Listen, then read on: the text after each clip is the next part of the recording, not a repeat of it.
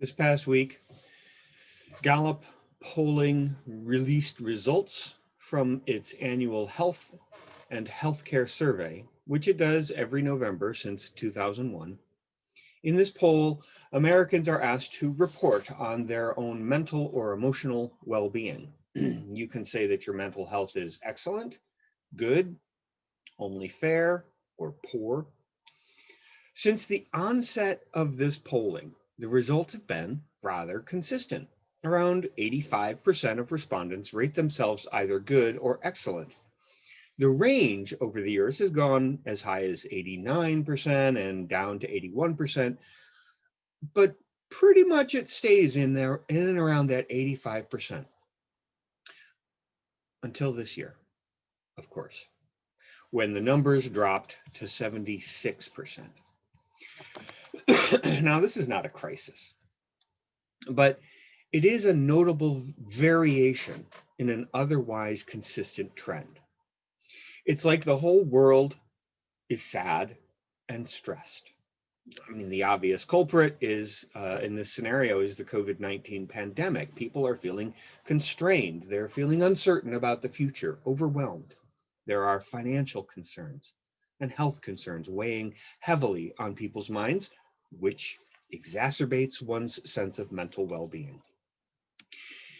The analysis of the polling results from Gallup gets even more interesting when you notice some of the demographic subgroups and how they responded. Nearly every subgroup saw a decrease in the number of people reporting themselves to have excellent or good mental or emotional well-being. Both male and female, Republican, Independent, and Democrat, married, non-married, white, non-white, all age ranges and income brackets. The news is that women dropped by more points than men, but women dropped 10 points and men dropped 8. A notable exception is the political affiliation, but remember, this survey was done just around the election last month. So Democrats dropping by a smaller number and Republicans by a larger number is easy to interpret. In general, the trend is that across the board, fewer people report their mental and or emotional well-being as good or excellent. There is one additional anomaly in this report that I'll come back to in a few minutes, but first, let me ask, how are you doing? This has been a rough year. Would you say that your mental and emotional well-being is excellent or good? Would you rate it at fair or poor? How are you doing? Me, I would not rate my mental health as excellent or even good this year. It has been a very difficult year.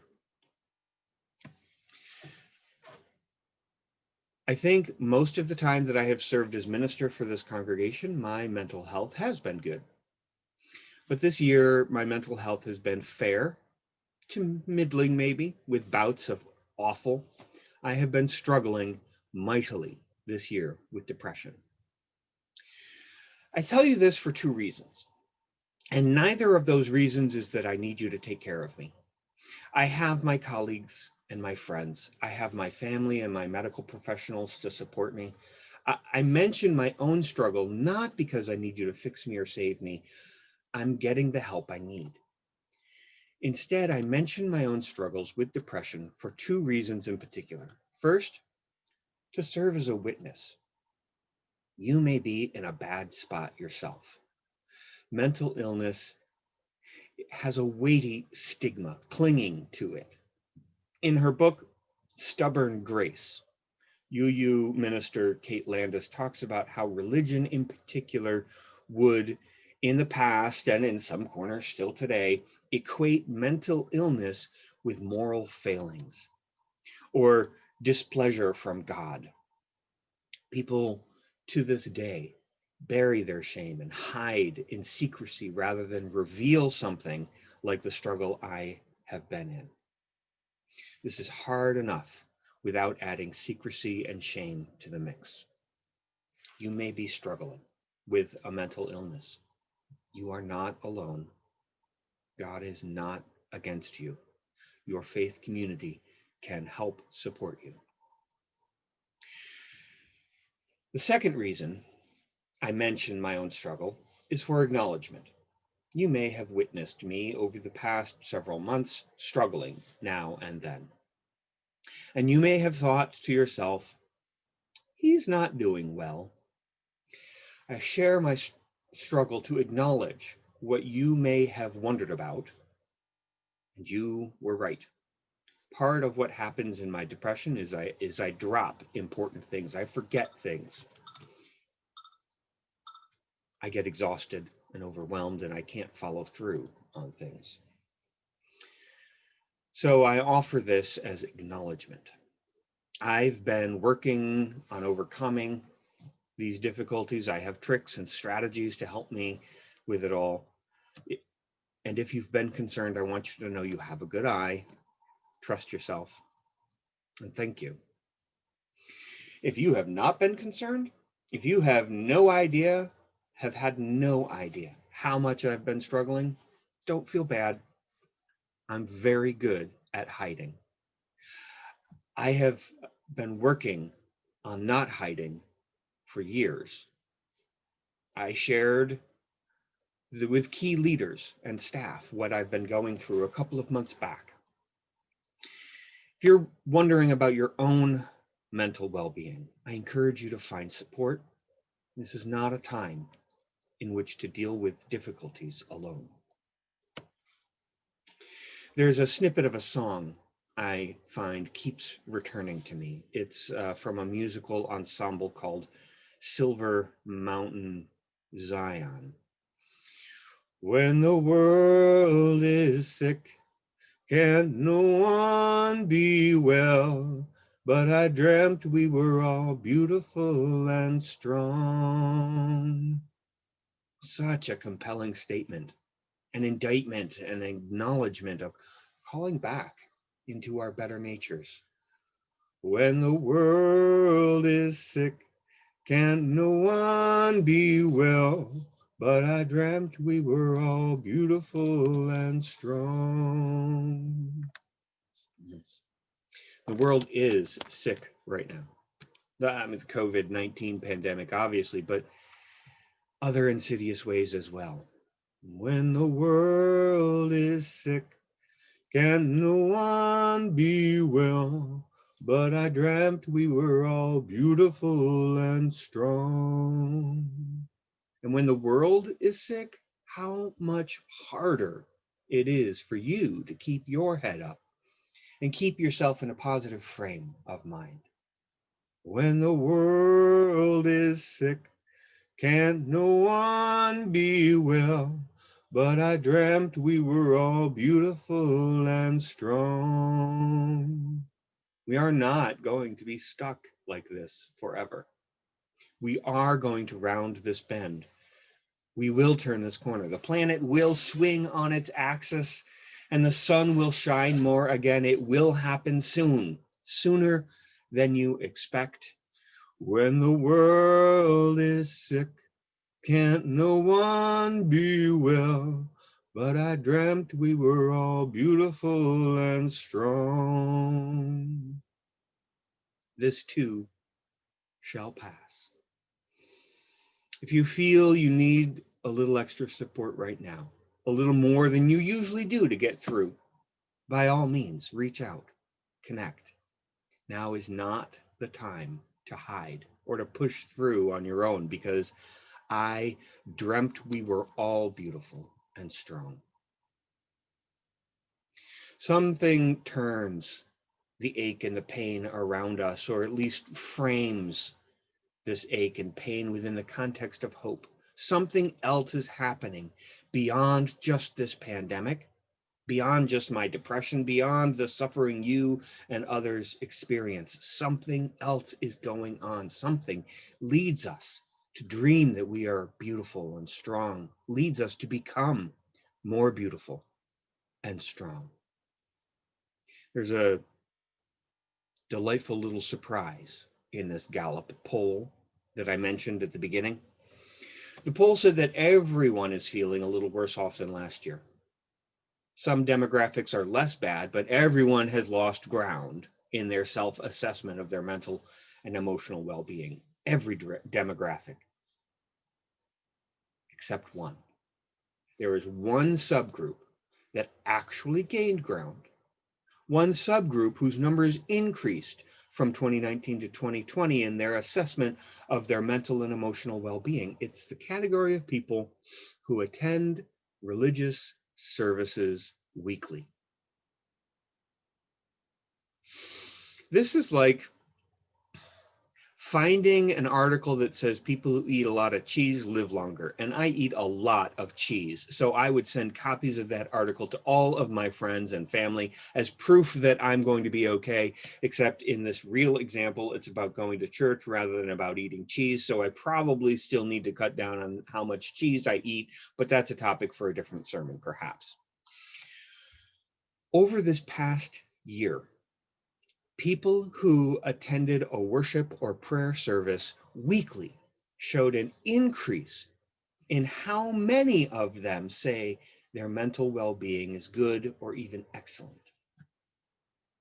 In her book, Held, by Unitarian Universalist minister Barbara Myers, she talks about the value of religious community in healing and recovery in mental wellness. She writes, people heal in relationship to other people, and the acceptance of a community where their presence is honored, where they can be honest about their mental health challenges that they face, is central to recovery and to living with this situation. In her book, Myers lifts up the 8 dimensions of wellness.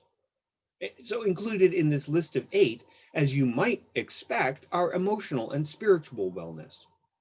The list also has social, intellectual, and environmental wellness, along with physical, occupational, and financial wellness, which some may see as a little stretch, but when you think about it, if you do not have physical or financial wellness, you are much more susceptible to being unwell emotionally or spiritually. Mental illness resides in our brains, and as such, affects our entire being. And week after week, we here in this congregation talk about bringing your whole self to the experience of worship. We talk about needing to nourish our intellect as well as our spirits and our emotions. We talk about service, physical and financial ways to help the world around us. We are a community of healing. Our faith communities are not therapy centers. Instead, we are centers of hope and humanity. We are not medical professionals. We are simply communities of caring people. Who better to heal the broken than those of us who are also broken? There is a deceptively light book entitled The Gospel According to Peanuts, which is brimming with wisdom. In one strip, Linus is sitting there eating a sandwich, and he becomes absorbed in his own hands. Hands are fascinating, he says. I like my hands. I think I have nice hands. My hands seem to have a lot of character. His sister, Lucy, looks up with a puzzled expression as Linus goes on. These are the hands that may someday accomplish great things. These are the hands which may someday do marvelous works. They may build mighty bridges, or heal the sick, or hit home runs, or write soul-stirring novels. And he turns to Lucy with a flourish, saying, these are the hands which may someday change the course of history. And Lucy looks at his hands and looks back up at Linus and says, they've got jelly on them.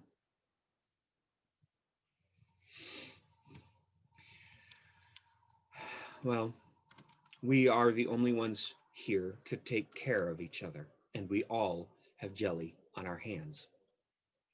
Annie Dillard, in her book Holy the Firm, wrote, "There is no one but us. There is no one to send, not a clean hand or a pure heart on the face of the earth or in the earth, only us, unfit, not yet ready, having each of us chosen wrongly, made a false start, yielded to impulse and to the tangled comfort of pleasure, and grown exhausted, unable to seek the thread, weak and uninvolved. But there is no one but us," Dillard says. There never has been. We are a congregation of jelly-fingered people, struggling lovers of life, of brokenly half-woke wanderers trying to find our way through to the next day. The way we're going to make it is by helping each other, by shining God's love on one another's woundedness. Over the years of my own journey with depression, and as a witness to the journeys of others with various other mental illnesses, I can tell you that our congregations save lives. Our congregations serve as centers of hope and simple humanity. We spread the message that God is not a bully, counting our sins and ready to fling us into punishment and suffering. The world is not rigged, we declare. It is not designed to catch us in mistakes. When we falter, when we slip, we are here to help each other. Do not hide your sadness or your pain. We are here to help each other. That's the amazing thing about this, or really any religious community that is doing the work of the Spirit, however that manifests. We are God's hands, helping each other to rise again. Our hands, our jelly-covered, broken, grief-stained hands, are the hands of grace in a world of heartache. How are you doing? How are you holding up? I need you to hang in there. I can help. Me? I'm better than I was earlier this year, but I'm still kind of battered. But I know how we're going to make it through. I've seen the kindness and the care that runs like a golden thread through this community. I have witnessed the grace. I have experienced the healing, and I have dreamt we were all beautiful and strong. In a world without end, may it be so.